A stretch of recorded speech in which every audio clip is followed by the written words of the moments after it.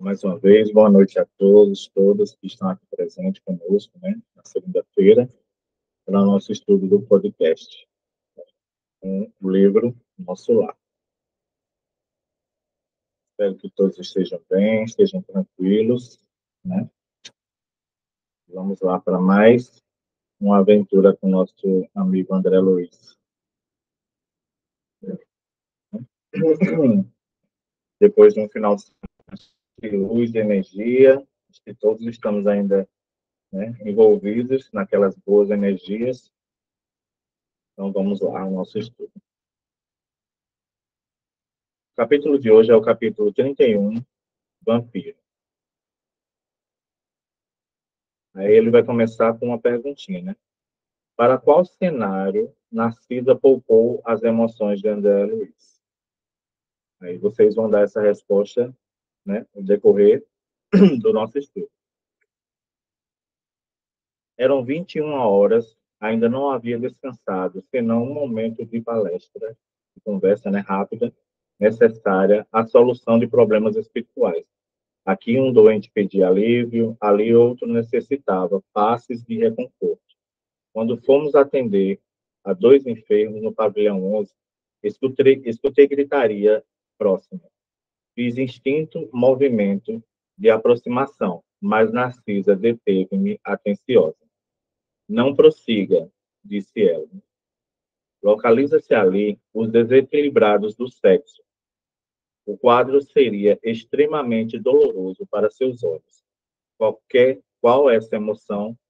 Guarde essa emoção para mais tarde. Não insisti. Entretanto, fervilhava-me no cérebro 1000 interrogações. Abrira-se um mundo novo à minha perspectiva intelectual. Era indispensável recordar o conselho da genitora de Lisa, a cada momento, para não me desviar da obrigação justa. Você vê que André Luiz, até hoje, né, até mesmo desde que chegou no nosso lar, ele ainda não deixou a curiosidade de lado, né, sempre bem aguçado. E a gente começa com uma pergunta, né? O que significa desequilibrados do sexo?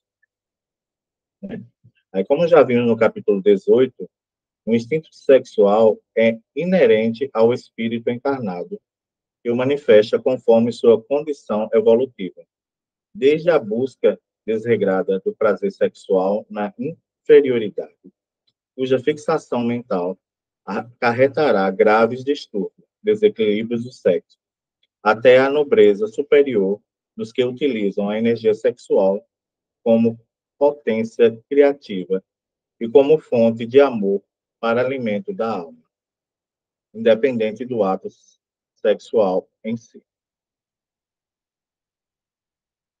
Por qual motivo se negaria ajuda às câmaras de retificação a um espírito que a solicita? Será que as câmaras de retificação negariam auxílio a algum espírito, né, que peça socorro? Aí André Luiz vai continuar, né? Logo após as 21 horas, chegou alguém dos fundos do enorme parque. Era um homenzinho de semblante singular, evidenciando a condição de trabalhador humilde. Narcisa recebeu com gentileza e perguntou: que há, Justino? Qual a sua mensagem? O operário que integrava o corpo dos sentinelas das câmaras de retificação respondeu aflito: venho participar de uma infeliz mulher que está pedindo socorro no grande portão que dá para os campos de cultura. Creio tenha passado despercebidas aos vigilantes da primeira linha. Aí, por que a necessidade de vigilante das primeiras linhas e o corpo de sentinela das câmaras de retificação? Estando acessível a espíritos vibratórios de equilíbrio natural, que haja barreiras de controle de segurança imediata, como ocorre na ocorrência nas organizações terrenas. Assim como aqui na Terra, né, lá também tem todo esse controle, né, de quem entra, quem sai, quem vai chegando, quem pode entrar, quem pode sair. Caso contrário, aquele ambiente espiritual estaria suscetível a ataque de mentes perversas e mal intencionadas. E lá com um agravante, né? porque lá eles não permitiriam a entrada de todo mundo, dado o tipo de pensamento que aquela pessoa pode emanar, né, em nosso lar. E por que não a atendeu? Interrogou a enfermeira. O servidor fez o gesto de escrúpulo e explicou. Segundo as ordens que nos rege, não pude fazê-lo, porque a pobrezinha está rodeada de pontos negros. Que diz? Revidou Narcisa, assustada. Sim, senhora. Então o caso é muito mais grave. Curioso, seguia a enfermeira através do campo aluarado. A distância não era pequena. Lado a lado, via-se o arvoredo tranquilo do parque, muito extenso, agitado pelo vento caricioso. Havíamos percorrido mais de 1 quilômetro quando atingimos a grande cancela, que é o portão, né? O que se referia o trabalhador? A que se referia o trabalhador?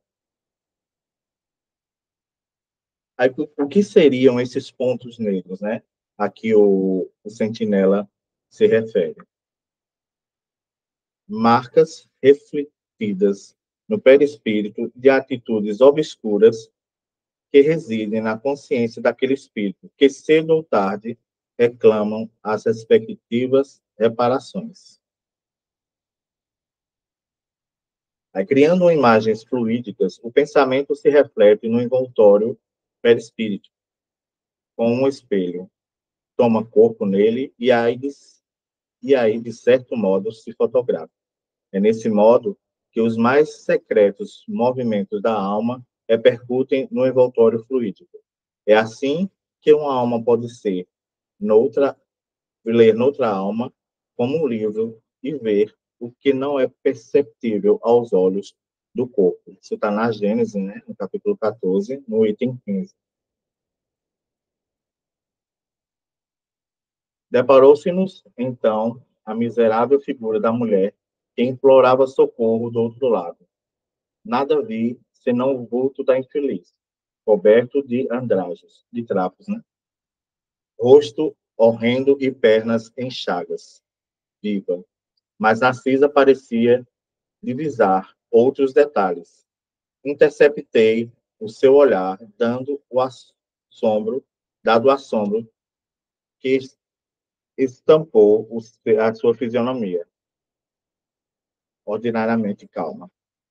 Filho de Deus, bradou a mendiga ao avistar-nos, dai-me abrigo, a alma cansada. Onde está o paraíso dos eleitos?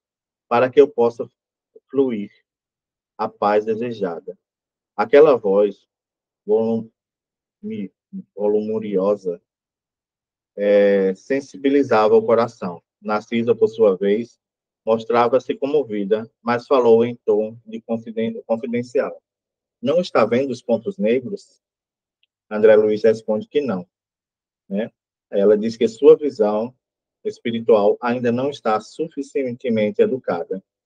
Que até no plano espiritual a gente precisa de estudo e de foco para poder a gente perceber, né, o que basicamente está na nossa frente, onde Narcisa percebe algo e André Luiz ainda não consegue perceber. A gente também vê isso no filme dos missionários, né? Quando o missionário pega André Luiz, aquele outro médico, e concede a eles, né, o dom de eles poderem ver no corpo do assistido lá, que está para desencarnar, a nível molecular, né, e celular, a situação de saúde dele. Aí, porque os pontos negros eram imperceptíveis aos olhos de André. Aí, como já vimos, né, a visão do espírito depende da sua condição evolutiva. O dom da visão é um atributo essencial da alma. Para ela, não há obscuridade, mas é mais ampla e penetrante para os que estão mais purificados. Está no Livro dos Espíritos, no item 257. Tá? E depois de ligeira pausa, continuou. Se estivesse em minhas mãos, abriria imediatamente a nossa porta. Mas quando se trata de criaturas nessas condições, Nada posso resolver por mim mesma. Preciso recorrer ao vigilante-chefe em serviço. Assim dizendo, aproximou-se da infeliz e informou em tom fraterno. Passou o obséquio de esperar alguns minutos. Voltamos apressadamente ao interior. Pela primeira vez, entrei em contato com o diretor das sentinelas das câmaras de retificação. Narcisa apresentou-me e notificou-lhe a ocorrência. Ele esboçou um gesto significativo e ajuntou. Fez muito bem comunicando-me o fato. Vamos até lá. Perceba que eles andaram mais 1 quilômetro para ir pegar o sentinela e vão voltar mais 1 quilômetro novamente. É porque Narcisa precisou recorrer ao vigilante-chefe. O conhecimento dos espíritos não é irrestrito. Com certeza, ele teria melhor condições de avaliar o real estado daquela mulher infeliz. Você vê que em nosso lar tem aquela hierarquia, né? Onde o sentinela foi ter com Narcisa, mas ele não pôde abrir o portão para a pessoa que estava pedindo socorro por conta dos pontos negros, né? Ela foi lá para ver se realmente conseguiria, né, abrir esses portões, mas ela viu que não, e mesmo assim não abriu e foi procurar alguém, né, com mais capacidade para atestar se poderia ou não abrir, né, o portão para aquela pessoa. Na pergunta 238 do Livro dos Espíritos, as percepções e os conhecimentos dos espíritos são ilimitados? Eles sabem todas as coisas? A resposta é: quanto mais se aproximam da perfeição, mais sabem. Se são espíritos superiores, sabem muito. Os espíritos inferiores são mais ou menos ignorantes sobre todas as coisas. Dirigimos os três ao local indicado. Chegando à cancela, o irmão Paulo orientador dos vigilantes, examinou atentamente a recém-chegada do umbral e disse: essa mulher, por enquanto, não pode receber nosso socorro. Trata-se de um dos mais fortes espíritos ou vampiros que tenho visto até hoje. É preciso entregá-la à própria sorte. Senti-me escandalizado. Não seria faltar aos deveres cristãos abandonar aquela sofredora ao azar do caminho? Narcisa, que me pareceu compartilhar da mesma impressão, adiantou-se, suplicante. Mas, irmão Paulo, não há um meio de acolher essa miserável criatura nas câmaras? Permitir essa providência, esclareceu ele, seria trair minha função de vigilante. Aí a gente vai, né, para aquela pergunta: o que seria um vampiro? Espiritualmente, denomina-se como vampiro os espíritos obsessores, desencarnados e até encarnados, né? Nós temos vampiros também encarnados, que usufruem das energias dos outros, que sustentam essa ligação pela afinidade de sintonia e interesse de paixões. Vampiro é toda entidade ociosa que se vale indebitamente das possibilidades alheias. Isso está no livro Missionários da Luz, né? No capítulo 4. Aí existem vampiros em larga escala, desde o tempo de tempos imemoráveis. Sempre existiram criaturas que vivem à espreita de outrem, observou-lhe as energias das mais diferentes maneiras, tanto no plano físico quanto no plano espiritual. Assim, os que se encontram muito apegados às sensações materiais prosseguem após o túmulo, a busca sofregamente. Os gozos em que se compraziam para usufruí-los, vinculam-se os encarnados que vibram em faixa idêntica, né? Instalando-se, então, o comércio das emoções doentias. Por outro lado, os obsessores, por vinganças e ódios, ligam-se às suas vítimas com o intuito de observar-lhes a vitalidade, absorver-lhes as vitalidades, enfraquecendo-as e exaurindo-as, para conseguir maior domínio. Idêntico procedimento tem os desencarnados que se inventam os seres que se ficaram na Terra e que são os parceiros de paixões desequilibrantes. Ressalte-se que existe aqueles que já libertou do corpo físico, ligam-se inconscientemente aos seres amados que permanecem na crosta terrestre, mas sem o desejo de fazer mal.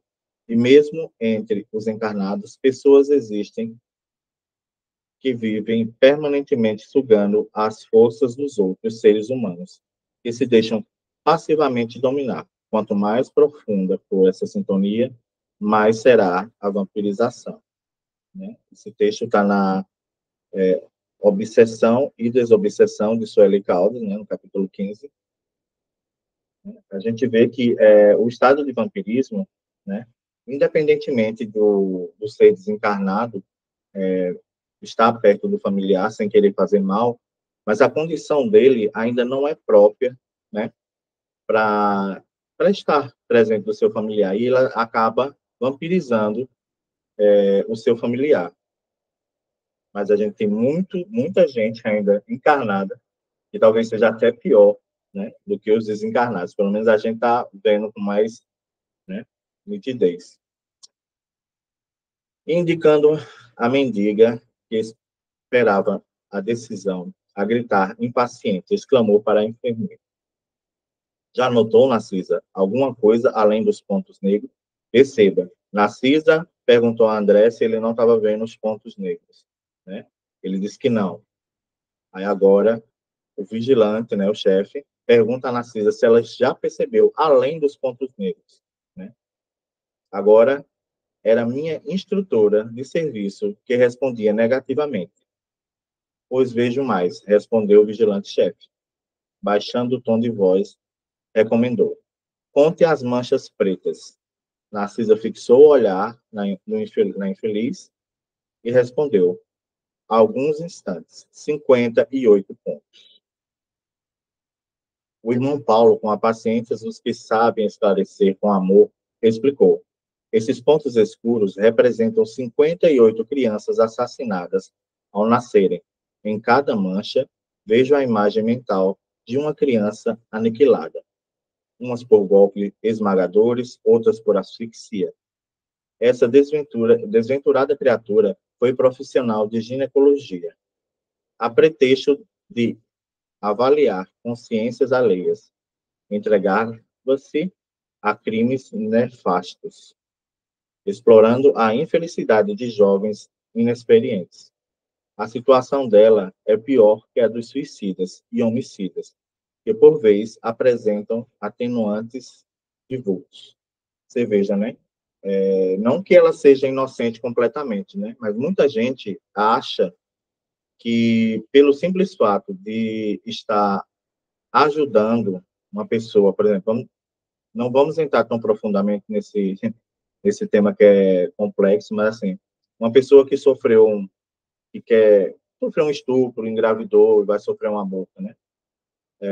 Aí ela pensando que ajudando essa criatura estaria, né, fazendo uma boa ação, né? Quando não é verdade. Aí, como podemos definir a paciência, né? A paciência é a paz em nós e o estado de perseverança tranquila, nascida do dever cumprido. A realização através da compreensão íntima, sobretudo, da resignação frente ao que ainda não podemos alcançar e, sobretudo, da indulgência para com os outros. Resignação é o olhar de aceitação para tudo aquilo que não se pode mudar ou evitar, com brandura no coração, mas sem o conformismo estacionário. E a indulgência é o olhar de compaixão para as imperfeições alheias, sem julgar, criticar ou divulgá-las, observando-lhe descartadamente as qualidades e perdoando-lhe as ofensas recebidas. Porque a situação dela é pior do que a dos suicidas e dos homicidas. O assassinato de crianças ao nascer é um crime terrível. agravado pela prática no exercício profissional de ginecologia. Quando se está diante de um ser indefeso, com direito à vida, ele é retirada brutalmente, umas por golpes esmagadores, outras por asfixia, a pretexto de ajudar mulheres que não desejam aquela maternidade, explorando a infelicidade de jovens inexperientes. Nesse caso, o comprometimento do espírito é muito maior do que o que comete o suicídio, que tira a própria vida, ou que causa a morte de alguém, levados por circunstâncias relevantes para o ato realizado. Aí na questão 880, né, do Livro dos Espíritos, a pergunta diz, né, qual o primeiro de todos os direitos naturais do homem? A resposta, né, é o de viver. Ninguém tem o direito de atentar contra a vida do seu semelhante, nem fazer o que possa comprometer a sua existência física. Aí André Luiz vai continuar, né? Recordei assombrado os processos da medicina em que muitas vezes enxergara de perto a necessidade da eliminação de nasciturus, para salvar o organismo materno, nas ocasiões perigosas. Mas lembro-me o pensamento do irmão Paulo acrescentou, né? O irmão Paulo percebeu, né, a preocupação de André Luiz, né? Porque quando ele exercia a medicina, né, também era praticado esse ato, né? Ele próprio praticou esse ato, mas com aquela ressalva, né? De que era para salvar a vida da mãe. Não falou aqui de providências legítimas, mas constituem aspectos das provações redentoras. Refiro-me ao crime de assassinar os que começam a trajetória na experiência terrena com o direito sublime da vida. É porque o irmão Paulo se refere à necessidade de eliminação dos nascituros para salvar o organismo materno em ocasiões perigosas. Isso é o processo médico, interrupção da gestação para salvar a vida de gestantes, como provação redentora. Uma gravidez que esteja a interrupção voluntária possui elementos que indicam a necessidade daquela experiência para os espíritos envolvidos, seja para o reencarnante, a gestante e até para os familiares, que se veem no dilema entre as duas vidas, do feto ou da mãe, mas cujo desfecho, no Brasil, tem a opção legal de se manter a vida na gestante. Atualmente, em decorrência dos avanços científicos e tecnológicos na medicina, são cada vez mais, né, raras as situações que exigem tal procedimento. Aí, na questão do 358, o Livro dos Espíritos, né, eles perguntam, Kardec pergunta, o aborto provocado é um crime, qualquer que seja a época da gestação? Os espíritos respondem, há sempre crime quando se transgride a lei de Deus. A mãe ou qualquer outra pessoa cometerá sempre um crime ao tirar a vida de uma criança, antes do seu nascimento, porque é impedir a alma de suportar as provas para os quais aquele corpo seria o instrumento. E na questão 359, né, Kardec pergunta, mas no caso em que a mãe esteja em perigo pelo nascimento do filho, existe crime ao sacrificar a criança para salvar a mãe? E a resposta dos espíritos é que é preferível sacrificar o que não existe a sacrificar o que existe. Foi o que a gente comentou há pouco tempo. Aí, qual direção, que diferenciação o irmão Paulo fez entre o procedimento médico que Andréia recordou e os tricisatos daquela profissional de ginecologia? Os procedimentos em que se interromper a gestação para salvar a vida da gestante se embasa em condutas previstas na legislação brasileira e em outros países, validada moralmente pela manutenção da vida já em curso. Já o nascimento de criança, ao nascerem, praticado por aquela mãe, é um crime abominável, tanto nas leis divinas quanto na lei dos homens. E mesmo que essa intervenção ocorresse durante a gestação, o aborto induzido, decorrente de uma gravidez não desejada, ainda assim seria um crime nas leis de Deus, de atentado contra a vida que existe no útero materno. Porém, em alguns países, o aborto não é considerado crime. E aí, a conversa continua, né? Demonstrando a sensibilidade das almas nobres, Narcisa rogou: Irmão Paulo, também eu já errei muito no passado. Entendemos essa desventurada. Atendamos essa desventurada. Se me permite, eu lhe dispensarei cuidados especiais. Reconheço minha amiga, respondeu o diretor dos vigilantes, impressionado pela sinceridade que todos somos espíritos endividados. Entretanto, temos a nosso favor o reconhecimento das próprias fraquezas e a boa vontade de resgatar nossos débitos. Mas essa criatura, por agora, nada deseja senão perturbar quem trabalha. Os que trazem os sentimentos calejados na hipocrisia emitem forças destrutivas para os que servem aqui um serviço de vigilância. E sorrindo expressivamente, explicou: busquemos a prova. Você vê que nesse momento que Narcisa intercede, né, pela a infeliz, como diz no livro, ou no capítulo, né, ele diz que, infelizmente, não tem como resolver isso, mesmo sabendo que a gente é errado, que a gente é falho, mas no caso dela, ela não está ali arrependida, né, dos atos que cometeu, né? Ela se sente como se tivesse feito realmente o bem para aquelas pessoas, e ela não está vendo isso. É diferente de André Luiz, que passou pelo purgatório, todas aquelas pessoas que passaram pelo purgatório, passaram pelo purgatório, pelo umbral, e tiveram aquele período, né, de expurgação das coisas. Ela, infelizmente, não tem nenhuma intenção, né, ela não se julga criminosa dos seus atos, né? E qual a alegação de Narciso ao rogar ajuda para aquela mulher? A Narcisa, uma das, né, alegações é: quem dentre nós estiver sem pecado, atire sobre ela a primeira pedra. Né? João, capítulo 8, versículo 7. Se todos eles eram ainda pecadores endividados, como poderia negar a ajuda àquela mulher que pedia socorro? Os grandes atributos das almas nobres é saber se colocar no lugar do outro. Naquele instante, Narcisa se dispunha a fazer por aquele espírito o que gostaria que lhe fizessem no seu lugar.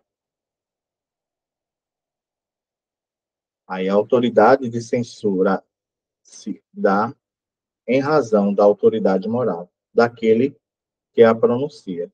Se nos sentirmos culpados por aquilo que condenamos nos outros, não teremos o direito de ter essa autoridade. E ainda mais, usamos de forma injusta, caso o façamos, o direito de condenação. Além disso, a consciência íntima recusa todo respeito de toda obediência voluntária. Aquele que, estando investido de qualquer poder, não respeite as leis e os princípios que está encarregado de aplicar. Está no livro do o Evangelho segundo o Espiritismo, no capítulo 10, no item 13. Quais são essas alegações de Paulo, né? Do irmão Paulo para recusar, né? Segundo o irmão Paulo, né? Ela ainda não apresenta o arrependimento e o desejo de corrigir-se, o reconhecimento das próprias fraquezas e a boa vontade de resgatar seus débitos, necessário a recepção do auxílio que lhe prestasse. Ela identificava a falsa aparência nas amenações mentais daquela mulher e consequentes vibrações perispirituais através de sua visão mais penetrante do que a dos demais. Portanto, em sua posição, tinha o dever de negar. Quer dizer, por mais que ela parecesse uma vítima da situação, esse vigilante-chefe, além de perceber, além dos pontos que ela tinha, né, os pontos negros, né, ele também percebia as intenções dela. E, como ele bem disse, né, ela não tinha a intenção nenhuma de se arrepender dos atos cometidos. O vigilante-chefe aproximou-se, então, da pedinte e perguntou: que deseja a irmã do nosso concurso fraterno? Socorro, socorro, respondeu Lacrimosa. Mas minha amiga, ponderou assertivamente, é preciso sabermos aceitar o sofrimento retificador. Por que razão, tantas vezes, cortou a vida de entezinhos frágeis que iam à luta com a permissão de Deus? Ouvindo-a, inquieta, ela exibiu terrível caratonha, né? Um carão de ódio e bravou. Quem me atribui essa infâmia? Ela ainda se ofendeu, né? Quando ele falou. Minha consciência está tranquila, canalha. Empreguei a existência auxiliando a maternidade na terra. Fui caridosa e crente, boa e pura. Aí vocês veem, né? A intenção dela de se retratar, de pedir perdão, de buscar auxílio, não existe, porque na Terra ela tem a ilusão de que realmente ela foi uma pessoa boa, que praticou atos com o intuito de auxiliar o próximo, né, de ser caridosa, mas infelizmente não foi verdade. E o que se pode concluir sobre a franqueza direta do vigilante-chefe? Por que razão, tantas vezes, cortou a vida a entezinha frágil, que ia à luta com a permissão de Deus? Na verdade, ele está prestando o socorro que ela necessita naquele momento, disparando com muita convicção a responsabilidade, raios luminosos de ideias central do seu débito com a lei divina, possibilitando assim que, adiante a dor que causa aquelas criancinhas, revele-se em sua consciência. É nesse capítulo que a crítica lançada deve resultar no bem em combate ao mal. Você vê, né? Por isso que o irmão Paulo falou naquele começo, né, quando ele a viu, que ela estava lançada à própria sorte. Porque ele sabe que ela não tem a intenção de se melhorar. E aí, no livro Joana de Ângeles responde, né, psicografado por Divaldo Franco, na pergunta 37, é questionado, né, como se manifesta e qual o roteiro do arrependimento. A resposta é: o arrependimento sempre se manifesta na consciência em débito para com a vida. A princípio, ei-lo como lembrança de falta cometida, do que já se não suponha existir qualquer sinal. Posteriormente, a recordação do momento infeliz que se estabelece mais tarde, a ideia reditiva dominante e, por fim, a obsessão do remorso avassaladora. Eu vou dar uma passadinha. Aí, como é possível aquela mulher considerar-se caridosa e crente, pura e boa? Aí, por mais terrível que sejam as faltas praticadas, nem todos conseguem enxergar que cometeram erros sem o sofrimento retificador, que promove o despertar do espírito que busca a razão dos seus conflitos atuais. Então, cansado de sofrer, encontra na consciência culpada a porta para o real arrependimento. Quando reconhecemos seu erro, deseja corrigir-se e reparar suas faltas, né? E onde está escrito a lei de Deus? A lei de Deus, né, está escrito na consciência. Essa é a pergunta 621 do Livro dos Espíritos. Não é isso que se observa na fotografia viva dos seus pensamentos e atos. Creio que a irmã ainda não percebeu nem mesmo o benefício do remorso. Quando abrir sua alma às bênçãos de Deus, reconhecendo a necessidade própria, então volte até aqui. Irada respondeu a interlocutora.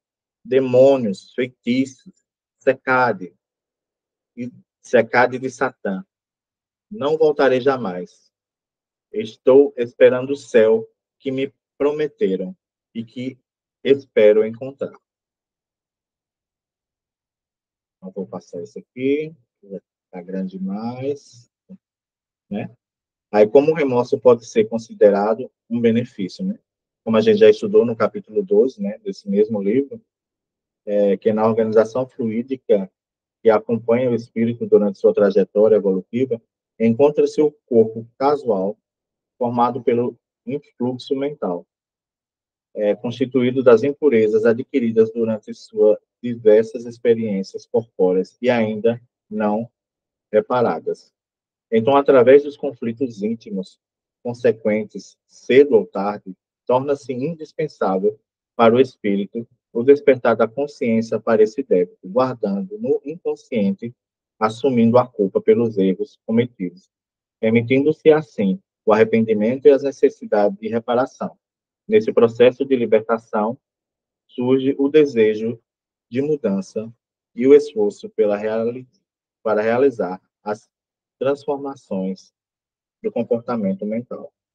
Então, realmente, a intenção dela é de querer ser recompensada por todas as atitudes que ela cometeu, porque ela não se sente em nenhum momento culpada daquilo ali. Eu vou passar aqui. Aí, assumindo a atitude ainda mais firme, falou o vigilante-chefe com autoridade. Faça então o favor de retirar-se. Não temos aqui o céu que deseja.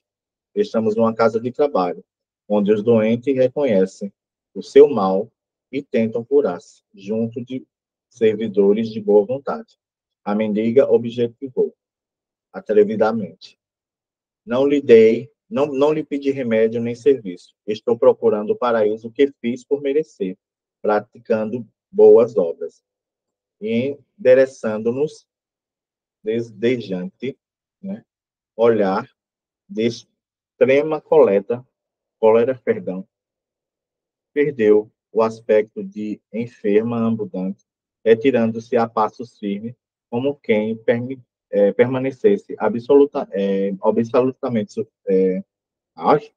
absolutamente senhora de si. Quando ela viu que não tinha mais condições de fazer aquele papel de sofredora, de quem estava atrás de auxílio, né? Porque essa é a aparência que os espíritos, que os vampiros têm, né? Eles se fazem de inocentes, de pessoas que foram humilhadas, né? Que a vida não foi justa, né? Para que os outros se comovam, como no caso da nossa história, né? André Luiz e Narcisa se comoveram, enquanto o vigilante-chefe foi bem duro, né? E enfatizante nas suas palavras, quando ele disse que não tem o que fazer e ela está, né? A própria sorte dela. Tanto é que ela, como ele mesmo diz, né? Ela precisa entender que errou e precisa reconhecer isso, porque ela faria mais, se ela fosse socorrida, ela faria mais atrapalhar do que ajudar, né? Seria um prejuízo para todos lá da colônia. Vou passar isso aqui. Aí acompanhamos o irmão Paulo com o olhar durante longos minutos e, voltando-se para nós, acrescentou: observaram o vampiro, exibe a condição de criminosa e declarou-se inocente. É profundamente má a forma e afirma ser boa e pura. Sofre desesperadamente e alega tranquilidade. Criou um inferno para si própria e assevera que estava procurando o céu. Ante o silêncio com que ele ouvíamos a lição, o vigilante-chefe rematou: é imprescindível tomar cuidado com as boas ou más aparências. Naturalmente, a infeliz será tendida a Lui, né, em outro lugar, pela bondade divina, mas por princípio de caridade legítima, na posição em que me encontro, não lhe poderia abrir nossas portas.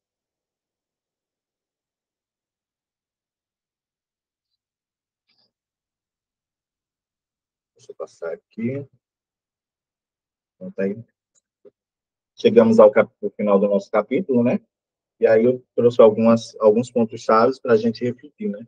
Aí, quem eram os desequilibrados do sexo? Eram exploradores do sexo como comércio, todos aqueles que usam sexo como comércio, frequentadores de locais de libertinagem sexual,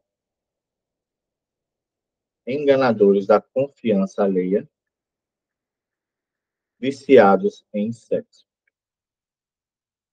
Aí, por que a mulher infeliz não podia ser atendida?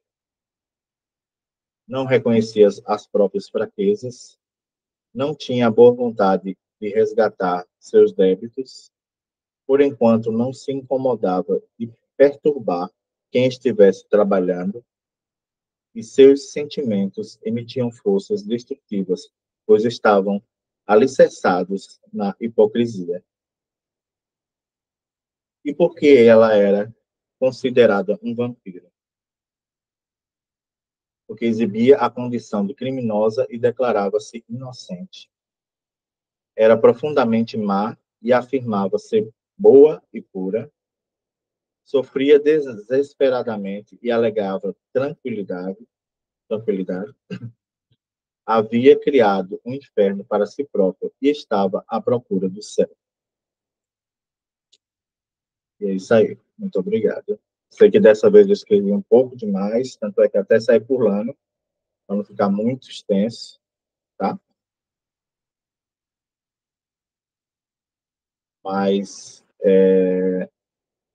esse capítulo ele nos traz várias reflexões, principalmente no que se refere à ajuda que a gente deve dispensar a qualquer pessoa que nos pede, né? A gente deve abrir os olhos e ver se realmente a pessoa é digna de estar recebendo aquilo. Então, muitas vezes a gente se questiona se devemos ajudar ou não.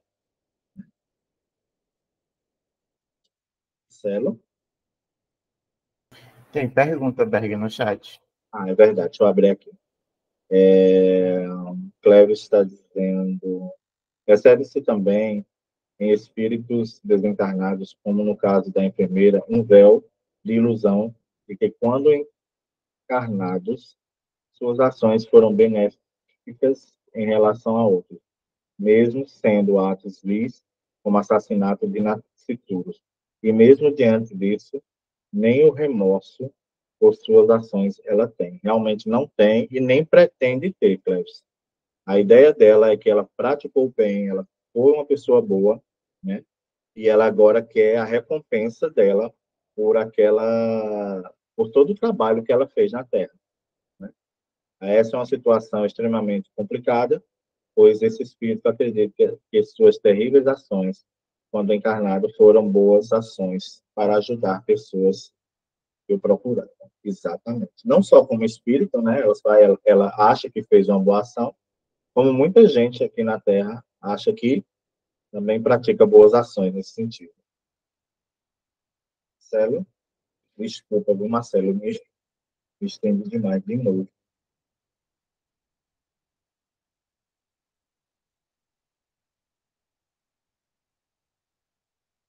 Não, Berg, não se preocupe, não. Então, agora a gente vai partir agora para o capítulo 32, aonde vamos falar sobre notícias de veneranda. E a gente pode ver que, diante dos ministros, dessas pessoas, essas figuras mais importantes, vamos dizer assim, do nosso lado da colônia, todos eles foram figuras importantes aqui na Terra, né? Por isso que todos, quando o Chico foi desenvolver esse livro, psicografar, ele mudou o nome de todo mundo, alterou, para não acontecer aquela mesma coisa que aconteceu, né, com Carlos Chagas, para não acontecer, né, que a família descobrir e querer barrar o livro. Então, ele modificou tanto o nome de André Luiz, que é Carlos Chagas, e tanto também de Veneranda, que vocês vão conhecer ao longo desse capítulo quem é Veneranda. Né? Então, vamos falar um pouco sobre De Volta o Percorrendo o Parque, banhado de luz. Narcisa fala dos salões verdes, destinados ao serviço da educação no Ministério do Esclarecimento, obra da ministra Veneranda.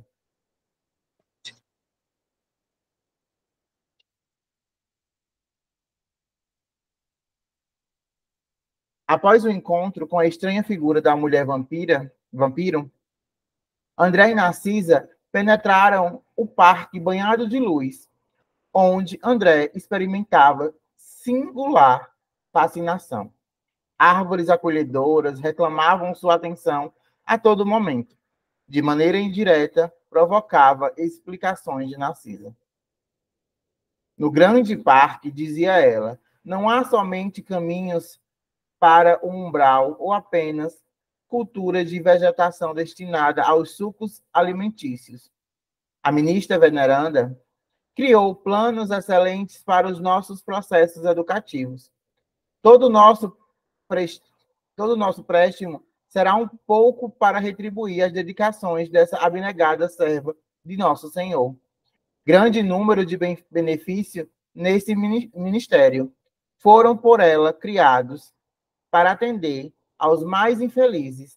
Sua tradição de trabalho em nosso lar, considerada ela, governadoria, como das mais dignas, a entidade com maior número de horas de serviço na colônia e a figura mais antiga do nosso governo e do ministério. Permanece em tarefa ativa nesta cidade há mais de 200 anos. Então, a gente vê aqui que essa ministra Veneranda tem mais de 200 anos já em trabalho na colônia Nosso Lar. E também tem mais de 1 milhão de bônus horas. Então, a gente vê aí o tanto que Veneranda trabalha em prol daqueles que estão chegando, que estão partindo na colônia Nosso Lar, nessa parte da regeneração. Então, olha aí, né? Um espírito que a gente pode ver que é de alta hierarquia, que ainda mesmo assim se encontra nessas zonas mais baixas para poder trabalhar em prol de Jesus, em prol do próximo. Então, a gente que possamos refletir diante dessa veneranda que trabalha incessantemente há 200 anos na colônia Nosso Lar. E aqui vamos saber quem é Veneranda. Veneranda foi Isabel de Aragão, a rainha médium. Em Pedro Leopoldo, é aquele espírito que na noite de 10 de julho de 1927 se materializa ou aparece a visão espiritual do jovem Francisco Cândido Xavier. Tinha então 17 anos de idade. A visita daquele espírito de alta hierarquia espiritual era exclusiva para o jovem Chico Xavier, em nome de Jesus. Quando fala aqui, a visita daquele espírito de alta hierarquia espiritual era exclusiva para o jovem Chico Xavier. Porque Chico, por mais que ele estava encarnado aqui na Terra como nós, ele vibrava alto. Então, ele conseguia esse acesso com esses espíritos mais superiores, por conta da vibração dele, do amor que ele tinha dentro do coração dele. Então, olha aí, Chico recebeu essa presença, né, aos 17 anos, de Isabel de Aragão. Então, imagine aí o tamanho, a emoção e susto também de Chico, né, que ainda ele estava no início da sua trajetória aqui na Terra.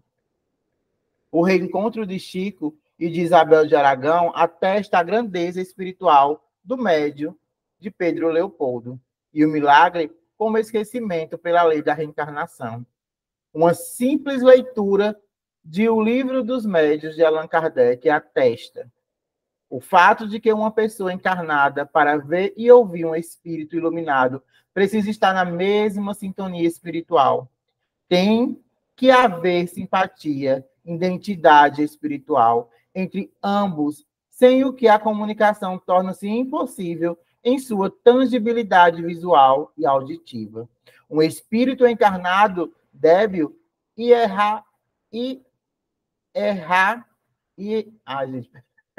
perdão,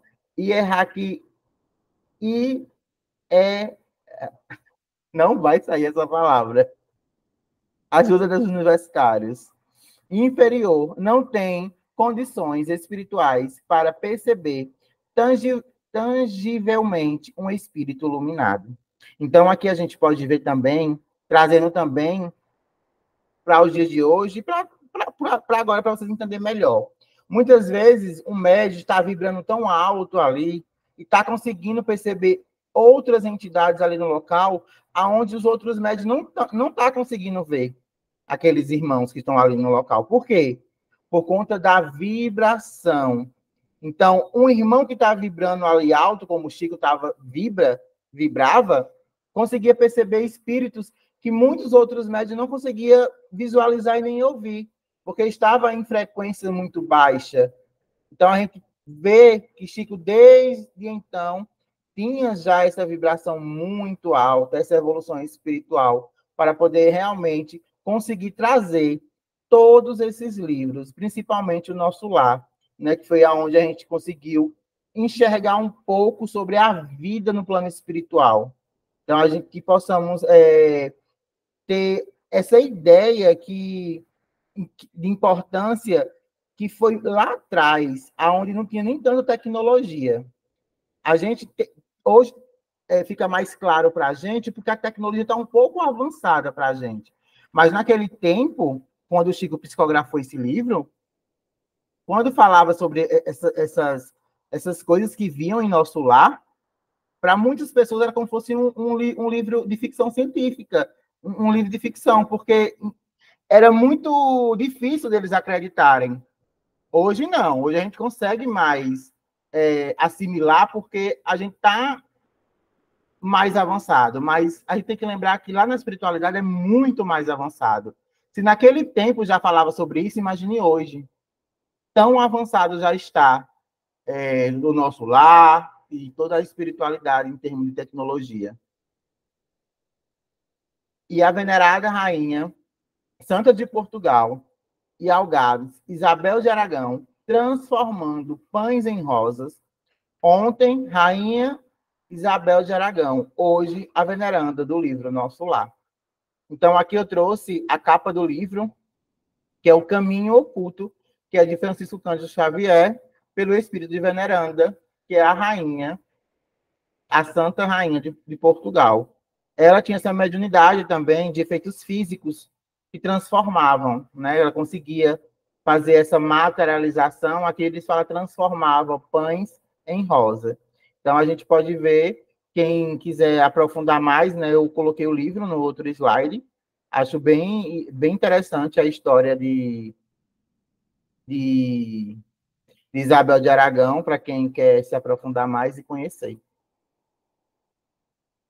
Encantou-me no livro a personagem ministra veneranda, que mais tarde vim a saber, trata-se da mesma Isabel de Aragão, a Rainha Santa de Portugal, que orientava, nesse tempo, os serviços de intercessão do Hospital Esperança e dispunha de uma missão gloriosa junto nas terras sofridas do continente africano, em colônias portuguesas e adjacentes. Livro Os Dragões, de Vanderlei Oliveira, pelo espírito Maria Modesto Cravo. Essa também aqui, Maria Modesto Cravo, foi uma grande trabalhadora da Seara do Mestre Jesus, lá em Minas Gerais, né? Trabalhou muito no sanatório lá de Uberaba. Então, assim, é uma médica que tem muitas obras dela, que vale também a pena estudar, ler os livros dela, que traz umas reflexões muito, muito, muito bem importantes. Há uma mensagem psicografada por Geraldo Lemos Neto, em reunião publicada no Centro Espírita Luz, Amor e Caridade, em Belo Horizonte, Na noite do dia 30/6/2023, data em que se comemorou o primeiro aniversário do desencarne do querido médium, benfeitor e amigo Francisco Cândido Xavier. Assinou esta mensagem o Espírito como a gratidão. Nota do médium. O Espírito que se apresentou para escrever a mensagem era o de Luminosa Senhora, que me impressionou vivamente as fibras mais sensíveis do ser. Ao final da comunicação, ela se recusou a identificar-se, assinando simplesmente a gratidão. Comovido pela sua humildade, indaguei de nossa benfeitora Neném, a Luoto, que se me havia apresentado durante a concentração mental costumeira antes da tarefa mediúnica. Ao que a estimada amiga respondeu: é o espírito de Veneranda.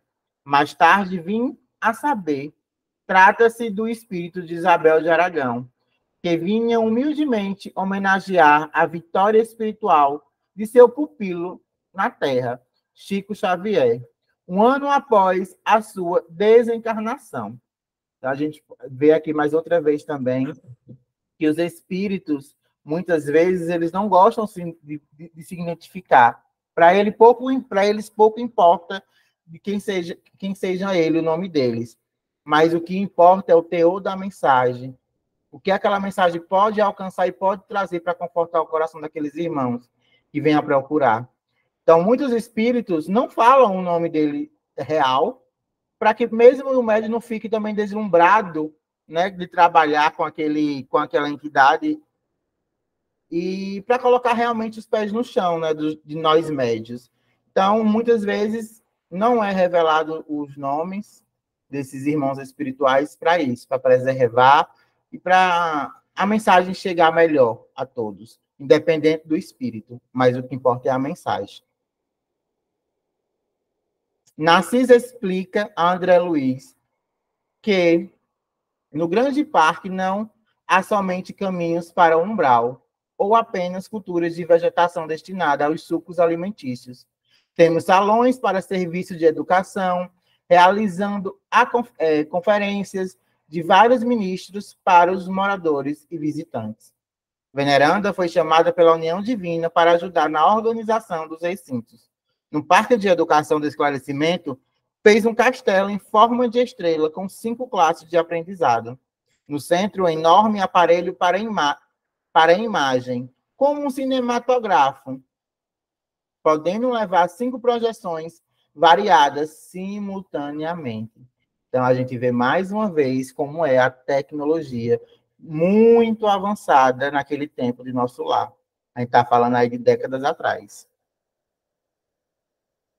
E o mobiliário dos salões, tal como dos grandes recintos terrenos. Narcisa sorriu e acentuou a diferença. A ministra ideou os quadros evangélicos do tempo que assinalou a passagem do Cristo, e cada salão tem bancos e poltronas esculturados na substância do solo, forrados de relva, lembrando as preleções do mestre. Para as palestras do governador, criou um recinto ao gosto dele, com lagos e pequenas pontes. Então, que possamos imaginar como é tão belo esse local, né? E no Natal, época de louvor e agradecimento ao Cristo. Cada mês do ano mostra cores diferentes em razão das flores que só vão modificar em espécie, de 30 a 30 dias. A ministra reserva o mais lindo aspecto para o mês de dezembro, em que comemorações ao Natal de Jesus, quando a cidade recebe os mais formosos pensamentos e as mais vigorosas promessas dos nossos companheiros encarnados na Terra, e envia, por sua vez, ardentes afirmações de esperança e serviço às esferas superiores, em homenagem ao Mestre dos Mestres. Esse salão é nota de júbilo para os nossos ministérios. Então, a gente vê aqui ela falando que no mês de dezembro é onde todos estão ali meio que vibrando naquela mesma sintonia e enviando muitas energias boas, né? Porque é um mês, está acabando o ano, vai chegando o Natal, todo mundo quer se reunir, as famílias se reúnem para festejar, para estar ali mais junto umas com as outras. Então, é um momento que todo mundo está vibrando coisas boas.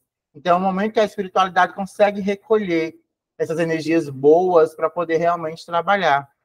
E a gente pode ver também que as flores lá no nosso lar, de dia ela capta a luz e à noite elas ficam todas fluorescentes, todas carregadas, né? Então, assim, deve ser uma coisa assim surreal essas flores de cores que a gente ainda nem conhece.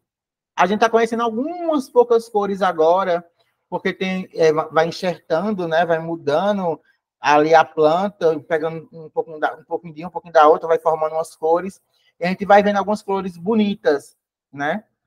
Mas realmente na espiritualidade as cores são surpreendentes, não tem como falar, é só realmente ver, porque é bem difícil explicar a cor que a gente vê. E em uma das minhas viagens astrais, em colônias espirituais, em uma dessas projeções que eu tive, eu fui para uma colônia onde eu via as plantas e as árvores dançando conforme a música que era tocada ali naquela colônia. Então, assim, eu fiquei muito surpreendido quando eu vi aquelas plantas meio que naquela sinfonia, que era uma coisa assim que eu olhava, que eu ficava, nossa, nunca vi uma coisa dessa. Então, é surpreendente, é surreal. E quando eu voltei, eu fiquei até me questionando, meu Deus, eu vi isso. Até me questionei, mas assim, é surreal. Essa colônia onde eu tive a oportunidade de ir, não sei qual o nome dela, só sei que eu estava com um dos meus mentores, passeando por essa colônia, em conversa, e quando eu me deparei e vi essas plantas e flores, árvores, que iam se movimentando de acordo com daquelas músicas que ia tocando. Então, assim, é surpreendente. O governador visita quase que semanalmente aos domingos, permanece longas horas, conferenciando com os ministros da regeneração, conversando com os trabalhadores, oferecendo sugestões valiosas, examinando nossas vizinhanças como umbral, recebendo nossos votos e visitas e confortando enfermos convalescentes. À noitinha, quando pode demorar-se, ouve música e assiste a números de arte executados por jovens e crianças dos nossos educandários. A maioria dos forasteiros que se hospedam em nosso lar costuma vir até aqui só no propósito de conhecer esse palácio natural, que acomoda confortavelmente mais de 30.000 pessoas.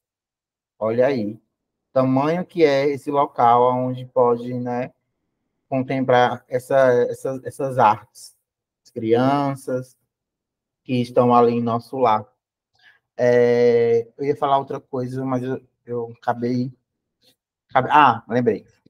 E a ministra veneranda é uma das únicas mulheres que são ministras ali na colônia, nosso lar. Então, né, a importância da representatividade ali dela diante de um trabalho muito gratificante para ela, e ela é uma das únicas que tem acesso ao Mestre Jesus. Então, olha aí, né? Outra importância e merecimento de veneranda, né? Que tem a oportunidade de estar ali, frente a frente com Cristo. O exemplo de veneranda, em 1936, recebeu o troféu por 1 milhão de horas de serviço útil, mas transferiu o mérito a toda a colônia. Os 11 ministros que atuam com a veneranda na regeneração ouvem-na antes de qualquer providência especial, com exceção do governador. A ministra é a única entidade em nosso lar que já viu Jesus nas esferas superiores, mas nunca comentou esse fato e até se esquiva a menor referência a tal respeito. Olha aí, a humildade desse espírito, que nem comenta, e se alguém comenta, ela tenta ali meio que se esquivar, né? Então, olha aí como um espírito nobre, humilde, como também foi Chico, né? Mesmo Chico também, quando desencarnou, Chico teve a oportunidade de ser recebido pelo Mestre Jesus, né? Então, a gente vê aí os espíritos missionários que passaram pela Terra, que foram galgando suas virtudes durante esse tempo que foi, né, evoluindo a cada década, a cada tempo. E a gente vê aonde chegou esses espíritos. E a gente pode também pensar em nós, na nossa caminhada. Por mais difícil que seja, por mais duro que seja, vai demorar, vai, mas o importante é que a gente possa dar um passo a cada reencarnação. Que a cada reencarnação a gente consiga subir um degrau. A gente não fique parado, mas pelo menos um degrau a gente consegue subir. Até chegar aonde esses espíritos como Chico, né, como Divaldo, como entre outros, Bezerra e tudo mais, chegar nessa evolução espiritual. E querer ainda ficar aqui, próximo à crosta terrestre, para poder auxiliar o outro, né? Porque Bezerra, até onde ele fala que aonde tiver alguém, uma pessoa sofrendo, ele estará aqui na Terra para nos auxiliar. Então, que a gente também possa também ter esse olhar com os outros que vão ficando pelo meio do caminho, que a gente possa também ter essa solidariedade, essa empatia, e também auxiliar os que ficam nesse mundo ainda de provas e expiações, começando a regeneração. E esse foi o capítulo de hoje. É um capítulo bem, bem curto, mas com bastante revelações. Não sei se vocês sabiam que a Veneranda era rainha médio lá né, de Portugal. Então, que fica aí essas reflexões desses grandes avatares que passaram pelo nosso planeta Terra, que nos inspira sempre a ser melhor, sempre colocar a caridade ali, a trabalhar essa caridade dentro de nós. Então, que possamos enxergar a mais bela virtude da gente e transformar isso maior, maior, maior, e colocar, né, para o próximo também essas energias. Tem alguma pergunta, gente? Tem alguma pergunta no chat? Eu abri o chat agora, Marcelo.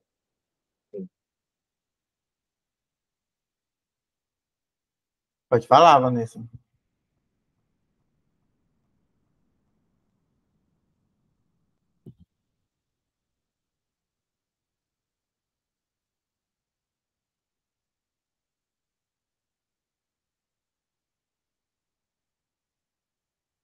Ah, tá. Eu acho que Cleves aqui também foi quando você estava falando, não é, Berg? Foi. Foi, né? E aí, gente, mais alguma pergunta, algum questionamento? Então é isso, né? Então a gente pode ver que Veneranda é uma arquiteta também, né? Então ela conseguiu planejar aquilo tudo ali, ela toda a estrutura, porque não tive como trazer a imagem, que é como se fosse uma estrela no jardim, coisa mais linda do mundo. Mas eu não consegui, porque estava muito ruim a qualidade da imagem. Mas é mais ou menos isso. Veneranda é veneranda, né? É um trabalhador aí de 200 anos no nosso lar, mais de 1 milhão de bônus horas, então, se ela tem 1 milhão, imagine eu, que só tem algum cabe na minha, no meu, na minha palma das minhas mãos, meus bônus horas, mas que a gente possa ver, né, que também esse Ministério da Regeneração é um dos mais materializados, né, que ela trabalha. Então, a gente vê aí a importância dela naquele trabalho árduo E André Luiz ficou besta quando foi passando ali por aquele jardim e foi vendo aquelas belas árvores, aquelas belas flores, né? E achei muito interessante, né? As flores, ao dia, ela vai captando a energia do sol e tudo, e à noite ela fica tudo fluorescente. Agora, imagina aí, deve ser uma coisa surpreendente. A gente pode ver um pouquinho lá no último filme de Chico, né? Que eles estão ali sentados, próximo de um lago, e a gente vê à noite aquelas flores todas fluorescentes. Pode falar, Nasa. Que é só uma dica, que se a gente perceber em nosso lar, toda vez que André Luiz ele entra numa residência, ele descreve, né, o jardim da residência e fala o nome das flores. Então, para quem tiver curiosidade, que eu tive, eu ia no Google e colocava a flor, né, para conhecer, e colocava o significado espiritual dessas flores. E assim, cada uma delas traz um significado assim interessante que eu acho que tem a ver com aquela residência, entendeu? Então, eu achei muito massa, assim, é algo subliminar, né, que às vezes pode passar desapercebido, né? Mas que como eu sou extremamente curiosa, eu saía eu saía colocando no Google e aí eu procurava significado espiritual, né? E aí você vai ver que cada um tem o seu significado e são diferentes, e é bonito a gente conhecer as flores. É só uma dica para quem está fazendo a leitura para fazer essa pesquisa. Isso aí. Deve ser muito lindo essas flores. Eu acho que é isso, pessoal. O capítulo foi mais ou menos realmente falando sobre o trabalho realmente de Veneranda, né? E eu trouxe um pouco dessas novidades, né? Que ela era rainha e tudo mais. E a gente pode ver, né? Que Chico realmente ele colocou vários nomes ali fictícios, né? Para poder realmente o pessoal, né? E hoje a gente tem essa oportunidade de saber de alguns, né? A gente já ficou sabendo de Carlos Chagas, todos ficaram impressionados, agora de Veneranda. Então, imagina aí os outros lá que trabalham nessa parte os ministros, né? Então, acho que todos eles também teve alguma missão muito grande aqui na Terra que hoje auxilia no nosso lar, né? E assim, e como lá, eu acho que ela está lá também porque foi colonizado pelos portugueses, né? Lá, o nosso lar. Toda a arquitetura e tudo mais foi tudo plasmado por isso. Então, eu acho que, né, tem muito a ver também ela tá lá e tendo essa importância, né, no nosso lar. Então, foi isso, pessoal. Então, próxima semana vamos ter Vanessa e Isa, com os capítulos 33 e 34, com o seguinte tema: curiosas observações e com os recém-chegados no umbral. Então, aguardamos todos vocês próxima segunda-feira para mais um estudo. Quem vai fazer a nossa prece final? Posso fazer. Que nesse instante possamos fechar os nossos olhos, agradecer a toda a espiritualidade que nos envolve, nos fortalece, a esse podcast, onde é titulado como podcast André Luiz. Que esse irmão também possa nos inspirar nesses estudos das obras, a equipe espiritual do Centro Espírita Caminho da Luz, que também nos fortalece, nos ampara nesses estudos, e que possamos a cada dia estudar mais, pesquisar mais, ter mais e mais o esclarecimento, ter a fé raciocinada, e o Mestre Jesus sempre a nos fortalecer com seu Evangelho, e que possamos praticá-los, a cada instante o seu amor, a sua caridade, e assim nos sentindo gratos, nos sentindo fortalecidos por mais essa noite de estudo, que possamos finalizar com a prece que Jesus nos ensinou. Pai nosso que estás nos céus, santificado seja o vosso nome. Venha a nós o vosso reino. Seja feita a vossa vontade, assim na terra como nos céus. O pão nosso de cada dia nos dai hoje. Perdoai as nossas ofensas, assim como nós perdoamos a quem nos tem ofendido. E não nos deixeis, Senhor, cair em tentações. Nos livra de todo mal, que assim seja. Graças a Deus.